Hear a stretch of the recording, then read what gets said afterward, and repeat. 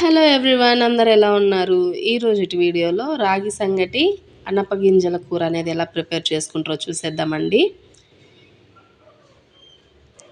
ముందుగా ఇక్కడ మసాలాకి మనము గుప్పెడు శనగకాయ పప్పులు అంటే పల్లీలండి, అలాగే ఒక 2 టేబుల్ స్పూన్స్ ధనియాలు, ఒక 4 నుండి 5 లవంగాలు, ఒక 2 దాల్చిన చెక్క, వెల్లుల్లి రెమ్మలు, అలాగే ఎండు కొబ్బరి అండి. కారానికి తగినంత మీరైతే చిల్లీ పౌడర్ అయితే తీసుకోవచ్చు. ఇక్కడ నేనైతే ఎండుమిర్చిని వాడుతున్నానండి. సో ఇక్కడ ఇవన్నీ మనము లైట్గా వేయించుకోవాలి. లో ఫ్లేమ్లో పెట్టి వేయించుకోండి, లేదంటే మాడిపోతుంది మసాలా అనేది. ఇక్కడ ఎండుమిర్చి కూడా నేను వేసి వేయించుకుంటున్నానండి.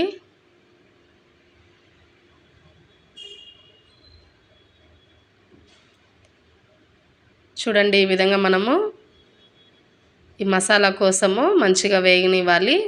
ఈ మాత్రం మనకు వేగితే సరిపోతుందండి. ఇప్పుడు మనము వేయించుకున్న ఈ మసాలాని మంచిగా స్మూత్ పేస్ట్గా మనము మిక్సీ అయితే పట్టేసుకోవాలండి. ఇందులోనే నేను ఎండు కొబ్బరి, వెల్లుల్లి రెమ్మలు కూడా యాడ్ చేస్తున్నాను. సో ఇప్పుడు మనము పక్కన పెట్టేద్దామండి ఈ మసాలాని గ్రైండ్ చేసేసుకొని. ఇప్పుడు నేను మళ్ళీ ఒకసారి ప్యాన్ పెట్టేసుకొని ఆయిల్ అనేది వేసుకున్నానండి. ఒక 4 నుండి 5 టేబుల్ స్పూన్స్ ఆయిల్ అనేది వేసుకున్నాను. ఆయిల్ అనేది మనకు హీట్ ఎక్కిన తర్వాత ఆనియన్స్ అలాగే పోపు గింజలు అనేది వేసుకొని మంచిగా మనము వేగనివ్వాలండి. ఆయిల్లో 1 టేబుల్ స్పూన్ పోపు గింజలు అయితే వేసుకుంటున్నాను ఇక్కడ నేను.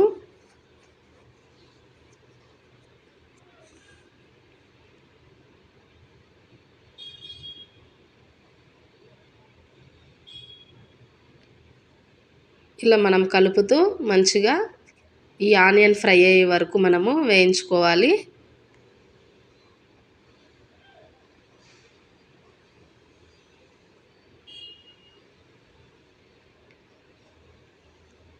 చూడండి, మనకి ఆనియన్ అనేది ఈ విధంగా మనకు ఫ్రై అయితే సరిపోతుంది ఆయిల్లో. ఇప్పుడు 2 మీడియం సైజ్ టమాటోస్ని సన్నగా తరిగి ఈ విధంగా మనమైతే ఈ ఆయిల్లో యాడ్ చేసుకోవాలండి. టమాటో సాఫ్ట్ అయ్యే వరకు మనము వేయించుకుంటే సరిపోతుంది ఆయిల్లో.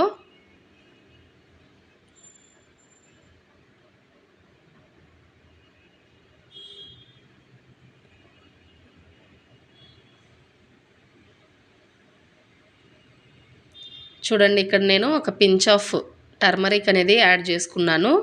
పసుపు అండి, పసుపు వేసుకొని 1 నిమిషం మనం ఇలా కలుపుకుంటూ మంచిగా వేగనివ్వాలి.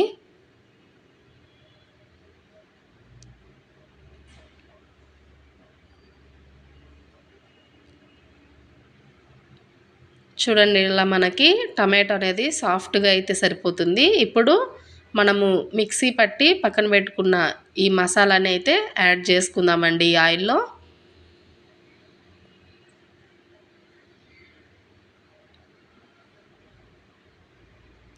కర్రీ అయితే చాలా అంటే చాలా టేస్టీగా ఉంటుందండి. మా రాయలసీమ వాళ్ళు చాలా ఇష్టంగా వండుకొని తినే వంట ఇది.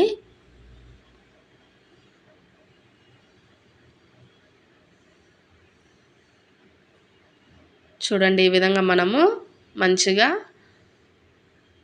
ఈ మసాలా అంతా కలుపుకోవాలి. ఇప్పుడు ఆ మసాలా గిన్నెలో ఇంకొంచెం వాటర్ తీసుకొని ఈ ప్యాన్లో అయితే మనం యాడ్ చేసుకోవాలండి. ఇప్పుడు ఇందులోకి కడిగి పెట్టుకున్న అనపగింజలను అయితే వేసుకోవాలండి.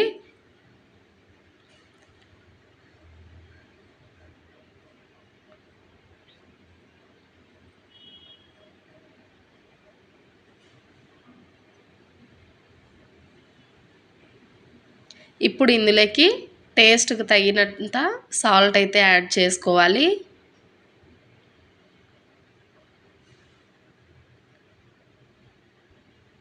ఇలా కలుపుకొని మీడియం ఫ్లేమ్లో ఒక 10 నిమిషాల పాటు మనము ఉడికించుకుంటే సరిపోతుందండి.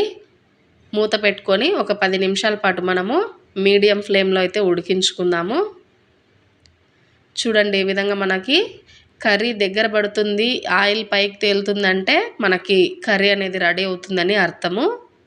ఇప్పుడు ఒకసారి మనము ఉప్పు కారం అన్నీ సరిపోయాయా లేదా, ఈ గింజలు అనేది మనకు ఉడికాయా లేదా అనేది మనం ఒక్కసారి చూసుకొని ఇంకొక 5 మినిట్స్ పాటు మనము మూత పెట్టేసుకొని ఉడికించుకుంటే సరిపోతుందండి.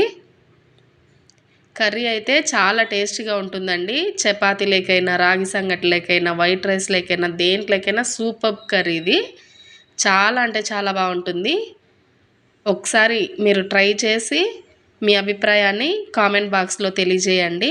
నా వీడియోస్ మీకు నచ్చినట్లయితే please do like, share and subscribe to Soni vlogs. Thanks for watching guys. మరొకటి వీడియోతో మీ ముందుకు వస్తాను. Thanks for watching.